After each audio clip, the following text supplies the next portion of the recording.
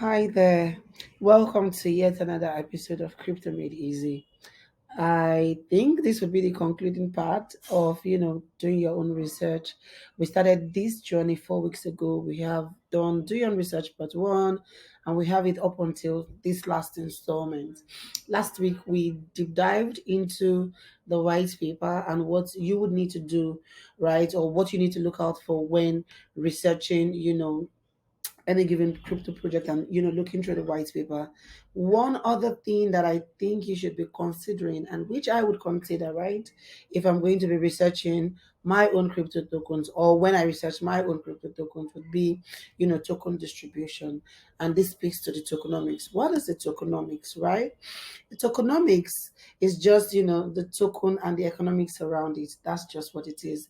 It speaks to the economics and the science around the build out of that token, and what token goes where.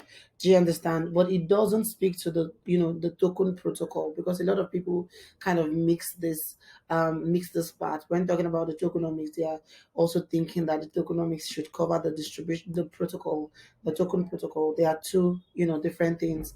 But first, what are tokens, right? I think in the crypto space, the word token is used to describe digital assets that operate on another cryptocurrency's blockchain, which is the case with many DeFi tokens.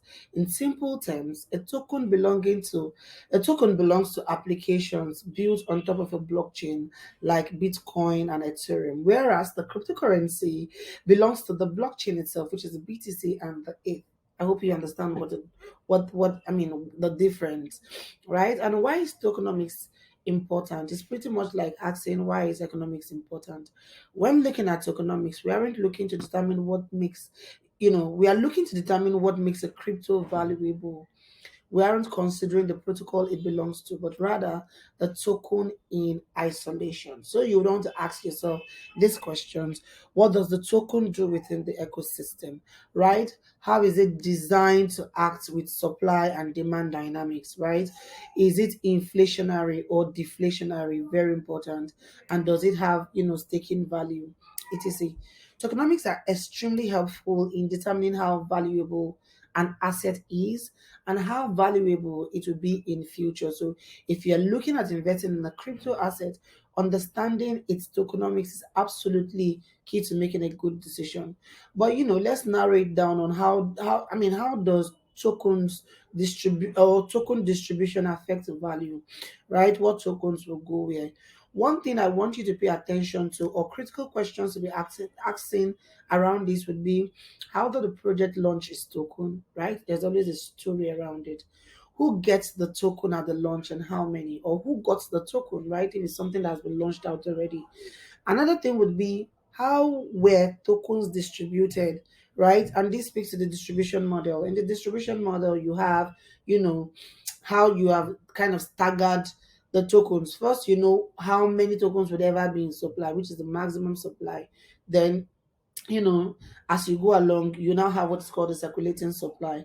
But before that time, right, you have some that are held out in liquidity, you have some that are that are distributed among staff, among communities, you have some in fair launch, pre-mine, initial coin offerings, IEOs, and and the likes. So you want to really pay attention to how it was distributed in the first place. How many tokens were allocated to team members? I just talked about that. It speaks to the distribution model, the community, how much they have, and how and when will new tokens be released. Very, very critical, very critical. Another thing that I tend to look out for, right, with scarcity. I think that scarcity breeds value. The rate of the release of a token, as well as where and who it is going to go to, affect the value and reputation of that, crypto token. If a few investors or team members hold a large amount of the token, it adds a high potential. I mean, it is very high risk. So please try to look out for these dynamics. They could have excessive swing over governance or control the price by pumping and dumping to suit them. Even without anything dodgy, they could simply have made a lot of money already and just dump their tokens to cash out, resulting in the price falling. We've heard wild stories, like wild stories. I would not want to mention a few, but we've seen these things happen, and it's gonna happen, and it's gonna happen over and over again, right? You really want to be very careful. The crypto market is just like it's what's it called now? It's crypto in itself is a way to invest, right? A lot of people ask me, should I come into crypto for the long term, or should I just be in it for the short haul? Whatever it is you're trying to do, you want to trade, you want to invest, just look at cryptocurrency as a means to diversify your investment as well. I would also advise that you look at the supply and value, right, of that token. When looking at a crypto supply, it is vital that you consider how the supply will change over time, as this will affect whether the token holds, increases or decreases in value over time. Also, when the token prices is or when the token price is affected by supply change, the perceived value of the project can also be affected. This is because when the price falls due to an increase in supply, investors get spooked and sell out. The whole crypto winter thing, we saw how people were selling. First, it was spiking in January, and then it just came crashing when everything was in the red. And I think that this can be a very, it can be a very negative, it can be very negative for protocol, especially one that relies on public attention and hype, as it can cause a domino effect with more investors getting spooked and selling out, driving the price further down in itself, reinforcing loop. You want to try and pay attention to these things. I would ask myself, and I think that you should be asking yourself questions around supply. And if you're asking questions around supply, I would say narrow it down to these six questions. How many tokens exist at the moment right now? How many tokens are there as circulating supply? What is the market capitalization of that crypto project? What is the circulating supply, like I have said? How many new tokens will be released? And how regularly are they going to, how regularly are they going to, have new tokens released? Are some tokens set aside to be released to team members, investors, and advisors in the future? See, you can ask questions. One thing is that we don't ask questions. We just go into these exchanges and we do what it is we think we know how to do. But my people will say that the man that asks the man that asks questions don't get missing, or that person that asks questions don't get missing. So please, I think it applies here because it's just common sense. You want to also find out, is there a maximum supply, and when will this maximum supply be reached? Two other questions I think you should ask yourself would be, what is the fully diluted valuation, right? If shit hits the fan, what is the fully diluted valuation? And is this supply inflationary, stable, or deflationary? I do think that a good distribution design is when no one or individual, nobody, can really control how the token, swings.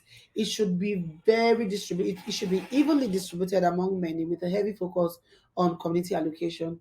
That is a no-brainer. I've been talking about to some awesome community members or community managers, and these conversations keep coming up, right? Your community is everything. You are your community. Your community is you. You're as powerful as your community.